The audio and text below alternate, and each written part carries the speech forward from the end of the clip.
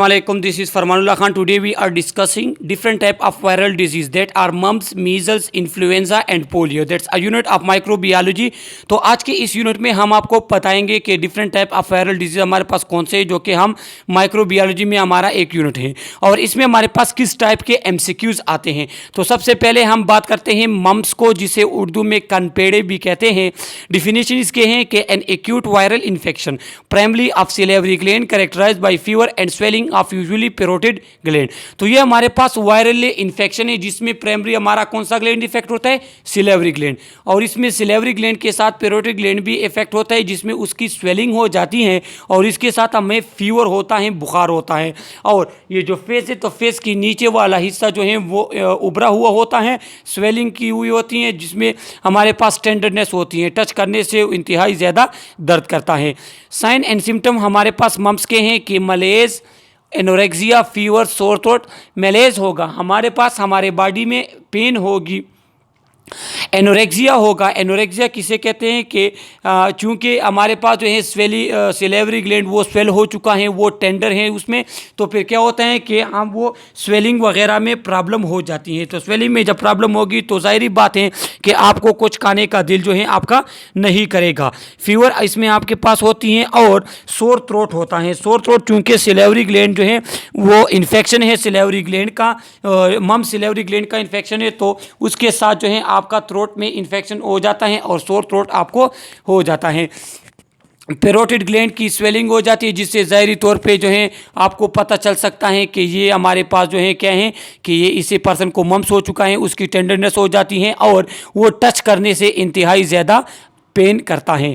Causative organism इसका क्या है, तो एमसीक्यूज इसमें यहाँ पे आ जाता है कि कॉजेटिव ऑर्गेनिज्म इसका मम्प्स वायरस है जो कि आरएनए वायरस है। तो एमसीक्यूज में आता है कि मम्प्स जो है वो जिस वायरस से काज होते हैं तो वो कौन सा वायरस है, वो आरएनए वायरस है। इनक्यूबेशन पीरियड इसका 12 to 21 डे है। तो इनक्यूबेशन पीरियड आपको हर वायरल डिजीज़ का पता होना चाहिए, एमसीक्यूज में आते हैं। ये 2 से लेकर 3 वीक्स तक बनते हैं या 12 से लेकर 21 डेज तक। Reservoir and source of infection, reservoir इसका क्या है, इन्फेक्टेड पर्सन, जिस पर्सन को ये है तो वो इसका रिजर्वायर है और सोर्स यही पर्सन उसका सोर्स भी है, क्योंकि ये जो हमारे पास वायरस है ये उसके सलाइवा में पाया जाता है। तो ये एक पर्सन में किस तरह इंटर होता है, रूट ऑफ एंट्री इसका है respiratory tract. Mode of transmission ये डायरेक्ट ट्रांसमिट होता है थ्रू ड्रॉपलेट। वो इन्फेक्टेड पर्सन है, अगर वो बोलता है, वो छींकता है तो ड्रॉपलेट के जरिए जो है ये आप डायरेक्टली किसी नॉर्मल पर्सन को ट्रांसफ़र हो सकते हैं, ट्रांसमिट हो सकते हैं, और इनडायरेक्टली किस इन्फेक्टेड फॉर्मेटिस कि देखो ये पर्सन फॉर्मेटिस किसे कहते हैं। फॉर्मेटिस हमारे पास वो चीज़ें जो इन्फेक्टेड पर्सन यूज़ करता है। मिसाल के तौर पे इन्फेक्टेड पर्सन जो है वो मोबाइल, प्लेट, गिलास, चम्मच वगैरह को अगर हाथ लगाता है और वो चम्मच इन्फेक्ट हो जाती हैं और उसको अगर हेल्थी पर्सन एक्सेस करता है तो ये मम्प्स जो वायरल डिजीज़ है ये उसको ट्रांसफ़र हो जाती हैं। अक्रेंस इसकी क्या है कि world wide specially younger people are more affected. ये हमारे पास वर्ल्ड वाइड है, पेंडेमिक है और मैक्सिमम जो इसका शिकार होते हैं वो यंग पीपल होते हैं। यंग पीपल मीन्स छोटे बच्चे, क्योंकि ये हमारे पास उनकी इम्यूनिटी जो है वो इतनी स्ट्रांग नहीं होती, दूसरा जो है खाने पीने का वो इतना ख्याल नहीं रखती, तो ये यंग पीपल में ज़्यादा होता है हमारे पास। प्रिवेंशन और कंट्रोल क्या होगा कि एक तो हम इसके लिए हमारे पास वैक्सीनेशन आती हैं जो छोटे बच्चों को लगाई जाती हैं, कि पहले हमारे पास मम्प्स की अलग वैक्सीन हो करती थी, लेकिन अब ये मीजल, मम्प्स और रूबेला इन तीनों को मिला के एक वैक्सीन आती है MMR के, जो कि लाइफ लॉन्ग इम्यूनिटी जो है वो प्रोवाइड करती हैं। दूसरा क्या है कि अगर हम इसको हमने प्रिवेंट करना है तो हमने जो है पेवर एंड सॉफ्ट वाटर और फूड वगैरह का पब्लिक एजुकेशन हमने पीपल्स को देनी होगी ताकि ज़्यादा से ज़्यादा इसको प्रिवेंट किया जा सके। अब दूसरे हमारे पास वायरल डिजीज़ हैं, वो है मीजल, रूबियोला। रूबियोला मीजल जिसे हम उर्दू में खसरा भी कहते हैं, तो ये कहें कि an acute highly communicable viral disease characterize by abrupt onset of catarrhal signs and symptom followed by fever. तो मीजल्स हमारे पास वायरल डिजीज़ हैं जिसमें क्या होता है कि हमारे पास कैटरल साइन सिम्टम होते हैं। कैटरल साइन सिम्टम क्या है कि रनी नोज होगा, फीवर होगी, आपको जो है आपकी बॉडी का टेम्परेचर हाई होगा और जो है आप मीन्स अनइजीनेस मलेस आपको होगा, बॉडी पेन होगी तो आप अनइजीनेस से जो है वो फील करेंगे। साइन सिम्टम इसमें हमारे पास क्या है कि catarrhal sign symptoms, runny nose, lacrimations, fever होता है, इसमें आपको कफ होता है, खांसी भी आपको होती है। फोटोफोबिया, फोटोफोबिया देखें कि आप लाइट को रिस्पांस नहीं दे सकते, मीन्स लाइट की तरफ आप अच्छे से नहीं देख सकेंगे, आपकी आई जो है वो ब्लिंकिंग जो है इस तरह करती हैं कि इंसान अच्छे तरीके से जो है लाइट की तरफ नहीं देख सकता। कॉम्प्लेक्स स्पॉट्स हमारे पास होते हैं जो कौन से हैं कि they are characterise as clustered white lesion on the buccal mucosa opposite the lower first and second molar teeth. तो क्या होते हैं कि ये हमारे पास, यहाँ मैं आपको पिक्चर में, या तो ये देखो, ये हमारे पास कॉपलर स्पार्क है कि ये दो हमारे पास जो हैं और टीथ के सामने यहाँ पे ये देखो ये वाइट स्पॉट से बने हुए हैं, तो इसको कहते हैं कॉपलर स्पॉट्स। सुनिए, और क्या होते हैं कि followed by muco papular rash on the skin. Causative organism इसका क्या है कि मीजल्स वायरस इसका कॉजिटिव ऑर्गेनिज्म है जो कि हमारे पास आरएनए वायरस है। इनक्यूबेशन पीरियड इसका 10 to 14 डेज होता है।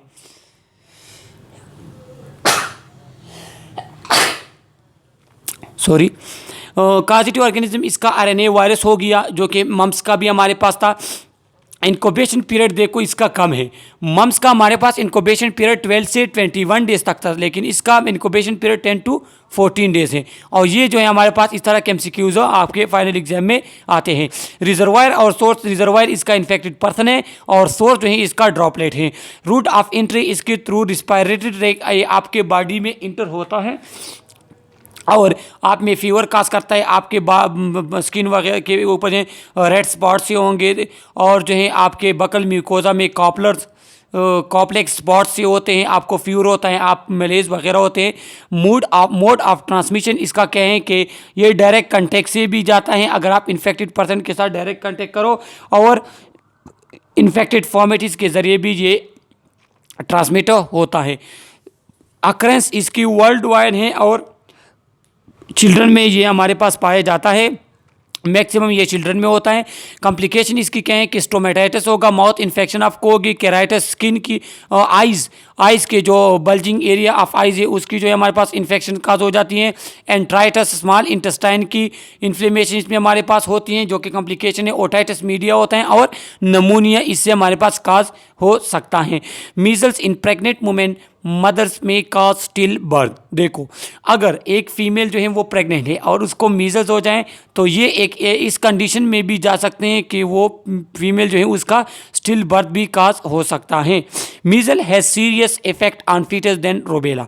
अच्छा देखो, जब हमारे पास फीटस को क्या है कि जब बच्चा जो है वो माँ के पेट में होता है तो क्या होता है कि उसको जो है एक रोबेला वायरस है जो कि इंतहाई ख़तरनाक है, लेकिन क्या कहते हैं कि अगर इस फीटस को जो है हमारे पास मीज़ल्स भी हो जाए तो वो क्या है कि वो रोबेला से भी ज़्यादा ख़तरनाक है, क्योंकि ये अक्सर जो है रोबेला, ये मीज़ल, ये मदर से जो है वो ट्रांसफ़र होते हैं, बच्चे मदर की वजह से जो है वो बच्चे के को होते हैं, तो वो जो है इंतहाई नुकसानदेह हैं फीटस के लिए, बच्चे के लिए। और ऊपर गुजर चुका है कि अगर प्रेग्नेंट वुमेन है तो वो जो है मीज़ल उसका स्टिल बर्थ भी काज कर सकता है। प्रिवेंशन और कंट्रोल क्या है कि एक्टिव इम्यूनाइजेशन, MMR वैक्सीन जो कि ऑलरेडी हम डिस्कस कर चुके हैं, जो कि बच्चों को लगाए जाते हैं, तो ये इम्यूनाइजेशन भी हमने करनी होगी। Isolation, concurrent and terminal disinfection of infected fomites. अगर एक पर्सन को है तो हमने उसको आइसोलेट रखना है और उसकी जो चीज़ें हैं उसमें हमने डिसइंफेक्ट अच्छे तरीके से करना होगा। और जो इसकी वैक्सीन वगैरह है MMR वैक्सीन, वो लाइफ लॉन्ग इम्यूनिटी जो है प्रोवाइड करती हैं। ये आपको जो है उसकी पिक्चर दिखाई गई है।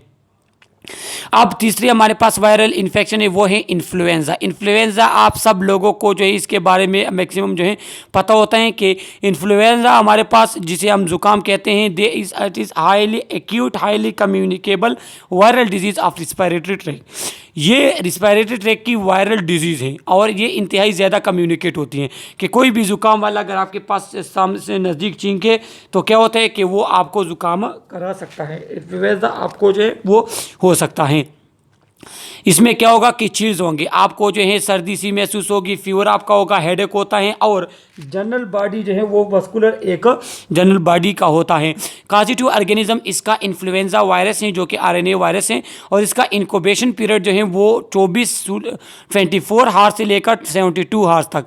क्या मतलब कि एक दिन से लेकर 3 दिन तक जो है इसका आपके पास इनक्यूबेशन पीरियड है इन्फ्लुएंजा का। Reservoir and source, reservoir infected person होगा, और सोर्स क्या होगा कि नेजोफेरेंजियल सेक्रीशन। नेजोफेरेंजियल मीन्स आपके नोज से जो है सेक्रीशन वगैरह होती हैं, या जो है मौत या उससे जो सेक्रीशन वगैरह होती हैं, तो ये सब क्या है, ये हमारे पास इसका सोर्स है।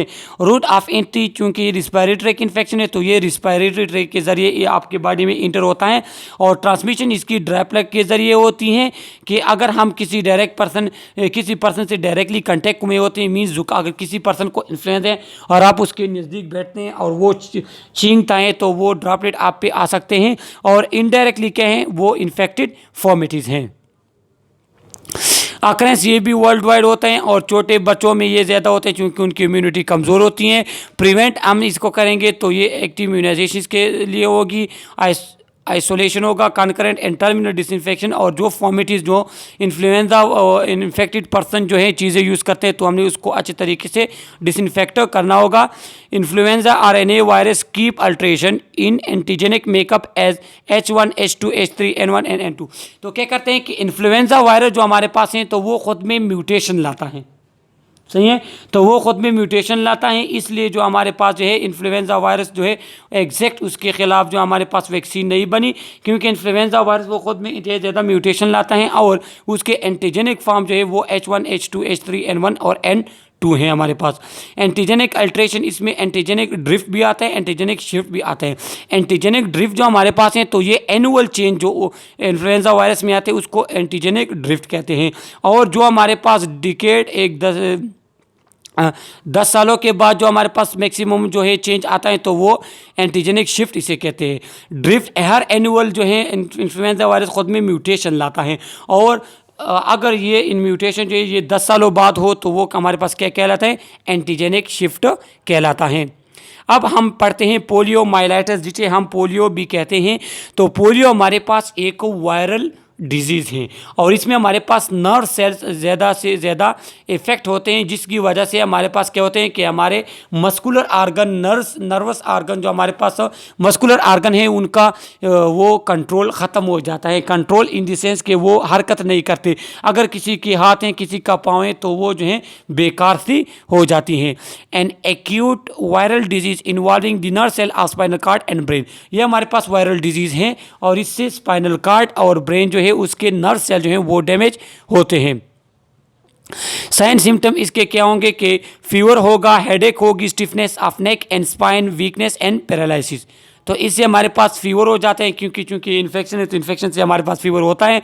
इससे हेडेक भी होता है, नेक जो है वो स्टिफ हो जाती है, सख्त हो जाती है, क्योंकि अगर आपका जो है नर्वस सिस्टम में प्रॉब्लम आएगी तो स्टिफनेस आपके बॉडी में आएगी, स्पाइन जो है आपके बॉडी को वीकनेस होगी, और पैरालाइज हो सकते हैं आपके जो हमारे पास एपेंडिकुलर स्केलेटन है जिसमें हमारे पास हाथ आ गए, पाँव आ गए, तो उसकी पैरालिसिस भी हमारे पास हो सकती है। इवन द आपकी पूरी बॉडी की पैरालिसिस भी इसमें होती है। कॉजिटिव ऑर्गेनिज्म इसका पोलियो वायरस है, जिसका इनक्यूबेशन पीरियड 7 to लेकर 21 डेज, मीन्स 1 हफ्ते से लेकर 3 हफ्तों तक इसका जो हमारे पास इनक्यूबेशन पीरियड है। तो पोलियो माइलाइटिस का इनक्यूबेशन पीरियड जो है वो याद रख लें, वो अक्सर MCQs में आता है हमारे पास।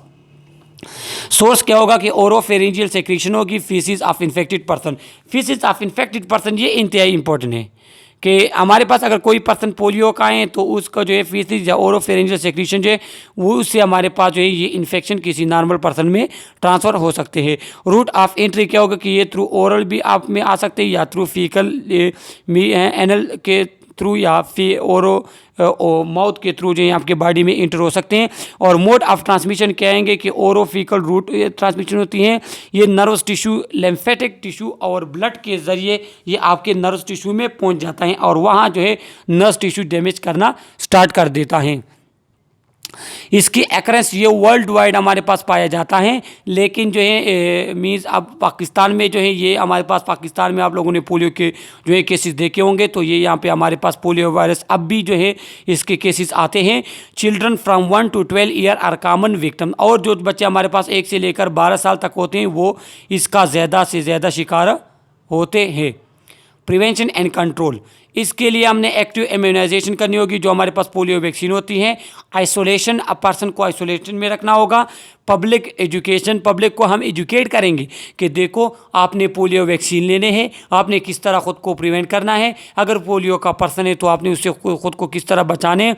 इसके लिए हमारे पास 2 वैक्सीन आते हैं, एक IPV है जो कि किल्ड साल वैक्सीन है, और एक OPV है जो कि लाइसेबिन वैक्सीन है। तो किल्ड वैक्सीन कौन से होते हैं, लाइव वैक्सीन कौन से होते हैं, तो ये हमारा एक और यूनिट है, तो ये वहाँ पे अगर आप हमारे चैनल में सर्च कर लें तो वहाँ से आप ये यूनिट हासिल कर सकते हैं। तो ये हमारे पास 4 वायरल डिजीज़ थे जो कि माइक्रोबायोलॉजी का यूनिट है। इसमें जो MCQs आने थे वो ने मैं आपको बता दिए। तो ये आप जो हैं इसमें अगर आपको कोई प्रॉब्लम हो तो कमेंट आप हमसे पूछ सकते हैं। Okay, thank you.